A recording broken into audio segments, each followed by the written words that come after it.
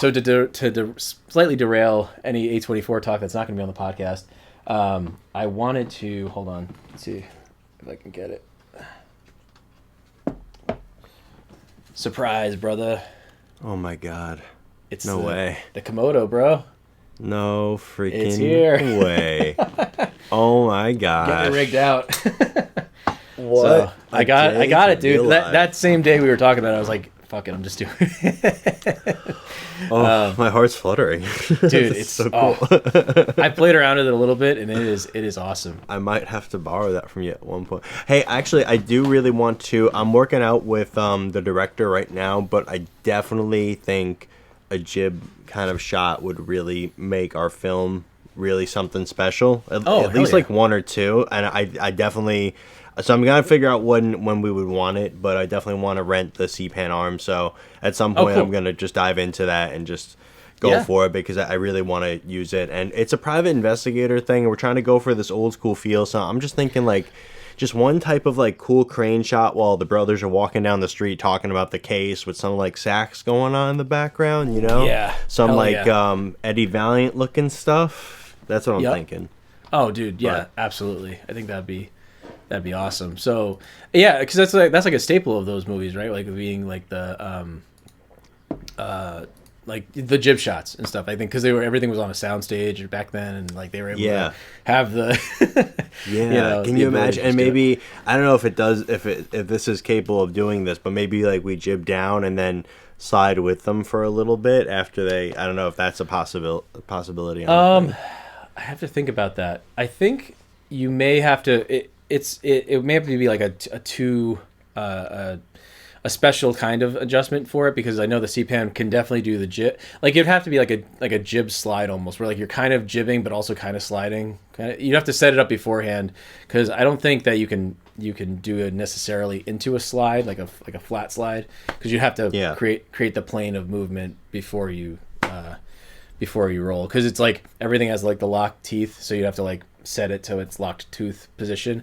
But I mean, you can get some really, really cool shots for sure. And I think that a slightly jibbed shot down to a moderate slide, I think you could definitely do. If we got a jib at all, honestly, that would be more than enough for me. Maybe we do two separate shots. I don't know where.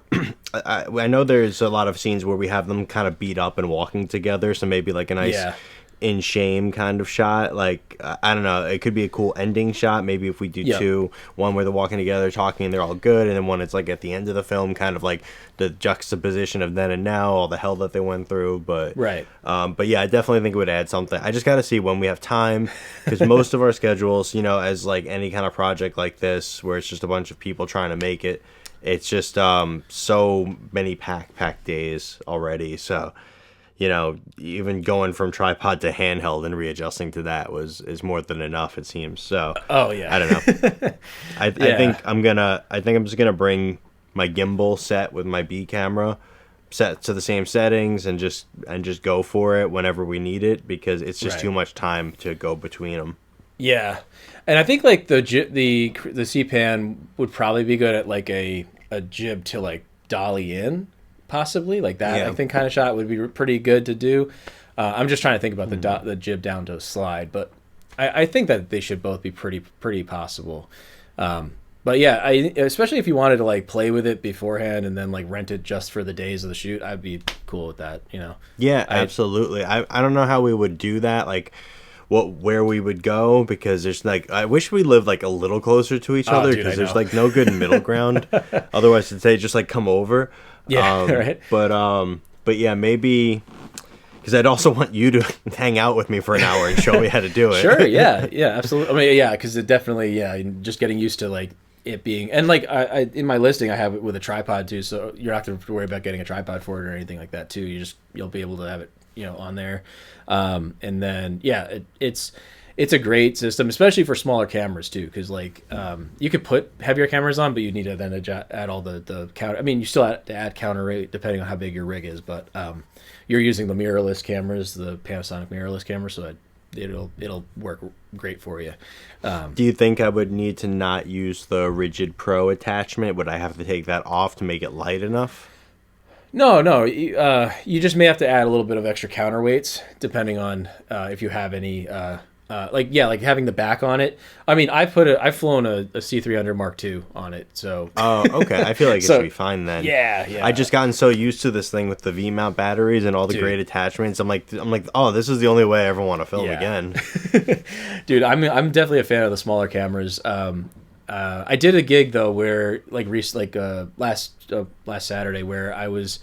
It was like kind of like in a school, and we had to be really run and gun. But I was using the C70, and like everything I had was going into XLR. So they used the mini XLR inputs. So that was a killer. Where I had to keep switching, like, and like got all these cables. Yeah. So one part of me is like, oh, I wish I had like, the C400 that had the big, inputs, but. The other part of me is like, I love the size of the R5C, the C70, and now the Komodo. Yeah. Like that thing's beautiful, man. It's mini, dude. It is like so small, even with the V mount on the back and like the Nisi Athenas, dude. Unfortunately, I'm gonna sell my my Canon C and E primes because I love them, but they're gigantic and they're so heavy. So now I'm using the Athenas and they're sick. That's so cool. I'm so jealous. Can we look at it again just one more time? Hell yeah. Cool. If I can get it off the tripod. There we go. Yeah, buddy. Dude, oh my god, it's beautiful. It's perfect size. Oh, it's sick. It does. Oh man, what a punch that thing packs. Wow. And I got the Tilta V mount on here, plus the V mount battery, and then the top handle, and this is a small rig cage, so it's got the little extra handle here, and then beautiful handle. Dude, does that have any kind of like electronic focusing or something to it, or is it just a handle right this is just a handle, but I am getting the it's coming I think tomorrow or Tuesday, but the RED outslinger grip or whatever, so it has it's like this handle. Oh so my gosh, I'm so jealous. I'm so jealous. Well, dude, yeah, obviously if you want to use it, of course, you'll have to. We should just make something stupid together. Just let's just come up with some dumb thing to make with your camera for no reason. Just like a talkie back shot and on forth, RED, so we don't have to go anywhere. We don't have to address. It could be just us like Quentin Tarantinoing some weird subject and just go off on a tangent do like with it. A special episode of the Capture Scratch podcast, but like filmed on RED. What we can even do is we could just go back into the tipping conversation in Reservoir Dogs, because nowadays it's getting kind of nuts. It's just like maybe he was onto something. What's it called? I had a nice 12-hour day on our film on this past Sunday. Yeah, I meant to ask you about how's everything going with your film. It's going well. It's going really well. So we had a location in New London, and nice. It's a private investigator film. I'm not sure if I mentioned that on here or not, but we had a cool space. It had a real private investigator office kind of look with these glass doors with the names written in gold on them, engraved. Oh, nice. And a lot of good wood molding and good tile floor. Very cold / warm feeling in a way. So it's meant to be their office / where they're living. Oh, cool. So we shot everything that's being shot there. It was meant to be a 10-hour shoot and went 2 hours over. Oh, nice. As these things do.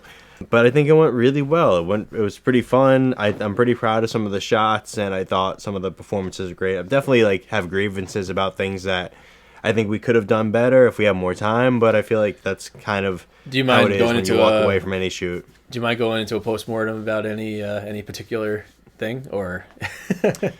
No, it wasn't that. There was nothing to complain about so far.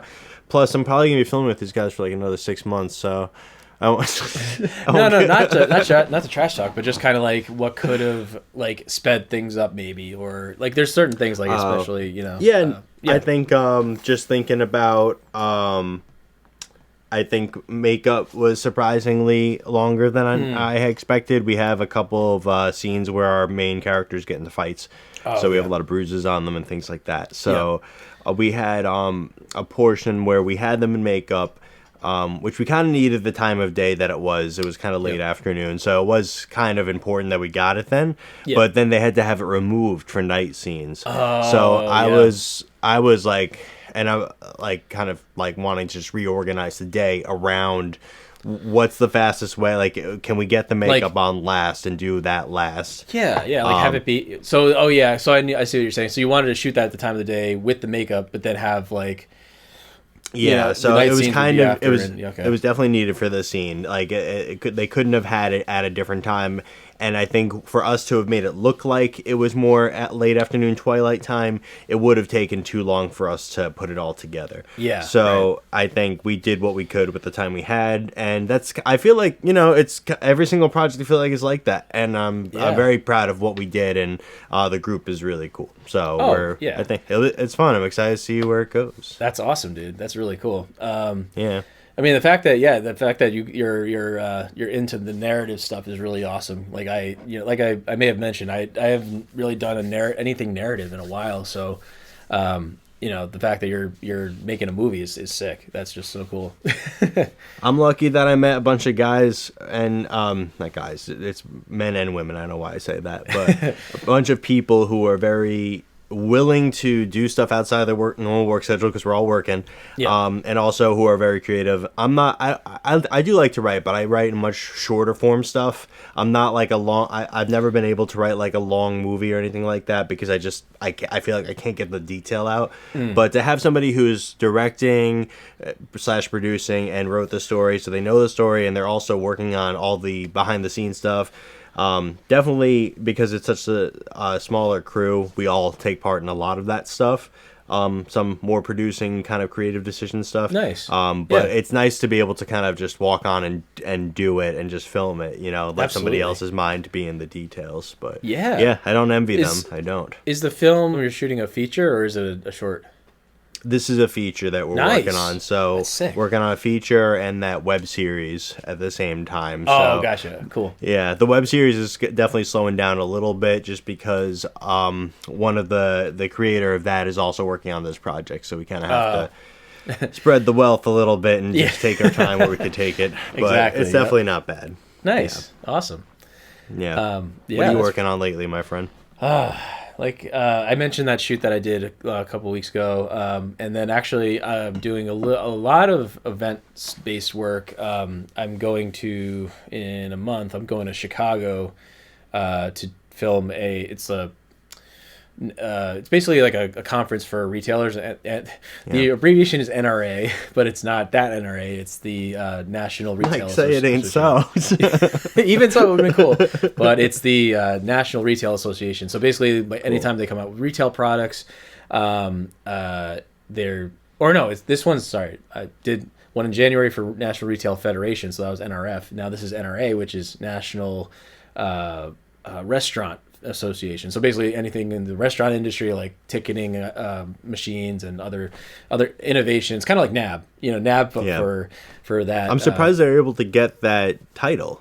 Yeah, me too. That's why I think that maybe it's like a colloquialism or like an abbreviation that they use for them, like in their circles, but not outwardly. I think they have to use the full name, but every time somebody I'm starting to do the planning now because I have to travel to Chicago, so that's going to be its own thing. Oh, I got for the occasion I got myself a media badge so that I can flash this baby when I go into the airport, and this is like a NFC chip, so it has like you can scan to your phone and it goes to my website and everything. So when they're like, "Oh, are you actually in media?" I'm like, "Yeah, I own a video production company, and I'm." That's very cool. Yeah, so exactly. That's what I'm saying. Like, I was watching. I don't mind shouting his channel out. There's a guy, Sounded Out Films.